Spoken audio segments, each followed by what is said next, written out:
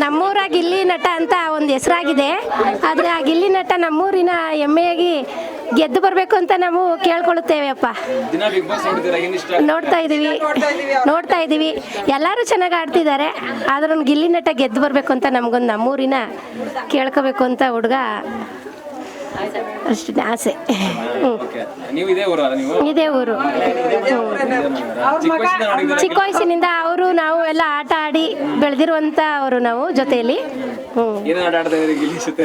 ಗಿಲ್ಲಿ ನಟ ಜೊತೆ ಆಟ ಆಡ್ತಿದ್ದೋ, ಓದಿದೀವಿ ಜೊತೆಯಲ್ಲಿ, ಶಿಸ್ವಾರದಲ್ಲೆಲ್ಲ ಇದು ಮಾಡಿದೀವಿ. ಗಿಲ್ಲಿ ನಟ ಅವಾಗಿಂದನೂ ಗಿಲ್ಲಿ ನಟನೇ.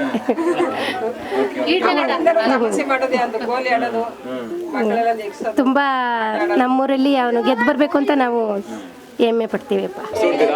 ನೋಡ್ತಾ ಇದೀವಿ ಸರ್. ಹೌದು, ನಟ ನನ್ನ ಫ್ರೆಂಡ್ ತಮ್ಮ ಆಕ್ಚುಲಿ ಹೇಳ್ಬೇಕಂದ್ರೆ ಚಿಕ್ಕ ವಯಸ್ಸಿಂದ ಹುಡ್ದಾಗಿಂದ ನೋಡಿದ್ದೀನಿ. ಅವನೇನು ಅಲ್ಲಿ ಫೇಕ್ ಆಗಿಲ್ಲ, ಅವ್ನು ಹುಡ್ದಾಗಿಂದ ಹಂಗೆ ಇರೋದು. ಚೆನ್ನಾಗಿ ಆಡ್ತಾ ಇದ್ದಾನೆ, ನ್ಯೂಮರಸ್ ಆಗಿ ಕೈಂಡಾಗಿ ಆಡ್ತಾ ಇದ್ದಾನೆ. ಕರ್ನಾಟಕ ಜನತೆ ಅವ್ನು ಬೆಂಬಲವಾಗಿ ಅವರೇ ಅಂತ ಅನಿಸ್ತಾ ಇದೆ. ಗೆದ್ದು ಬರ್ತಾನೆ ಅಂತ ಅನಿಸ್ತಾ ಇದೆ. ನಮ್ಮೂರು ಜನತೆ ಅವ್ನು ಸಪೋರ್ಟಾಗಿ ನಿಂತಿದ್ದಾರೆ. ನಮ್ಮೂರು ಗ್ರಾಮ ದೇವತೆ ಅವ್ನಿಗೆ ಒಳ್ಳೇದು ಮಾಡಲಿ, ಗೆದ್ದು ಬರಲಿ ಅಂತ ಆಶಿಸ್ತಾ ಇದ್ದೀವಿ ಸರ್. ಸರ್ ಕಾಮಿಡಿ ಅಂತಂದರೆ ಅವ್ನು ಇರೋದೇ ಹಂಗೆ ಸರ್. ಅವನು ನ್ಯಾಚುರಲ್ ಆಗಿ ಅವ್ನು ಹುಡ್ದಾಗಿಂದ ನಾವು ನೋಡಿರೋ ಥರ ಅವ್ನು ಇರೋದೇ ಹಾಗೆ. ಸೊ ಅವ್ನು ಆ್ಯಕ್ಟಿಂಗ್ ಮಾಡ್ತಾ ಇಲ್ಲ, ನಾಟಕ ಆಡ್ತಾ ಇಲ್ಲ, ಓಪನ್ ಅಪ್ ಆಗೋ ಅವಶ್ಯಕತೆನೇ ಇಲ್ಲ. ಬರ್ತಾ ಅವ್ನು ಇರೋದೇ ಹಂಗೆ ಆಗಿರೋದ್ರಿಂದ ಜನಕ್ಕೆ ಇಷ್ಟ ಆಯ್ತಾನೆ, ಗೆದ್ದು ಬರ್ತಾನೆ ಅಂತ ನಮಗೆ ಆಸೆ ಇದೆ ಸರ್. ಇವಾಗೇನೋ ನಾವು ಒಂದು ಕಾಮಿಡಿನ ನೋಡ್ತೀವಿ. ಸೊ ಊರಲ್ಲೆಲ್ಲ ಮುಂಚೆ ಹೆಂಗಿತ್ತು ಚೈಲ್ಡ್ಹುಡ್ ಡೇಸ್ ಎಲ್ಲ ಕಾಮಿಡಿ ಮಾಡ್ತಾ ಇದ್ರೆ ಹೆಂಗೆ ಸರ್? ಅವ್ನು ಇವಾಗ ಹೆಂಗಿದ್ದಾನೆ ಬಿಗ್ ಬಾಸ್ ಮನೆಯಲ್ಲಿ ಎಕ್ಸಾಕ್ಟಾಗಿ ಇಲ್ಲೂ ಹಂಗೆ ಇದ್ದ ಸರ್.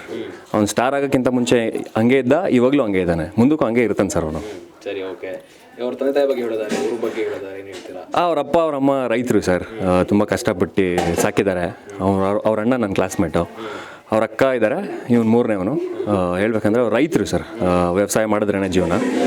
ಹಾಗಾಗಿ ಈ ಮಂಡ್ಯ ಭಾಗದಲ್ಲಿ ಒಂದು ಟೈಮಲ್ಲಿ ಅಂಬರೀಶ್ ಅವರು ಫೇಮಸ್ ಆಗಿದ್ರು. ಹೌದು. ಅದಾದ ನಂತರ ಅವ್ರ ನಂತರ ಯಾರು ಇಲ್ಲ ಅಂತ ಅಂದ್ರೆ ಹೌದು ಫೀಲ್ಡ್ಗೆ. ಈಗ ಗಿಲ್ಲಿ ಎಂಟ್ರ್ ಆಗ್ತಾ ಇದೆ, ಅದ್ರ ಬಗ್ಗೆ ಹೌದು. ಅದೇ ಸರ್, ಇದು ಈ ಮಣ್ಣಿನ ಏನೋ ಅಂತಾರಲ್ಲ, ಅದು ಶಕ್ತಿನೇ ಹಂಗೆ. ಮಂಡ್ಯದಲ್ಲಿ ಅಂಬರೀಶ್ ಸರ್ ಹೆಂಗಿದ್ರು ನಟನೂ ಹಂಗೆ ಆಗ್ತಾನೆ ಅಂತ ಒಂದು ನಂಬಿಕೆ ಇದೆ ನಮ್ಗೆಲ್ಲರಿಗೂ. ಒಳ್ಳೇದಾಗಲಿ ಸರ್. ಸೊ ಈ ಪ್ರತಿ ಊರಲ್ಲೂ ದೇವಸ್ಥಾನ ಇದ್ದೇ ಇರುತ್ತೆ. ಹೌದು. ಆ ಊರಿನ ಜನ ಆರಾಧನೆ ಮಾಡೋ ದೇವಸ್ಥಾನ. ಈ ಊರಲ್ಲಿ ಯಾವ ದೇವಸ್ಥಾನ ಇದೆ ಸರ್? ನಮ್ಮೂರಲ್ಲಿ ಹೇಳ್ಬೇಕಂದ್ರೆ ಬಸವೇಶ್ವರ ದೇವಸ್ಥಾನ, ಮಾರಮ್ಮನ ದೇವಸ್ಥಾನ, ಆಂಜನೇಯ ದೇವಸ್ಥಾನ, ಈ 3 ದೇವಸ್ಥಾನಗಳಿದೆ ಸರ್.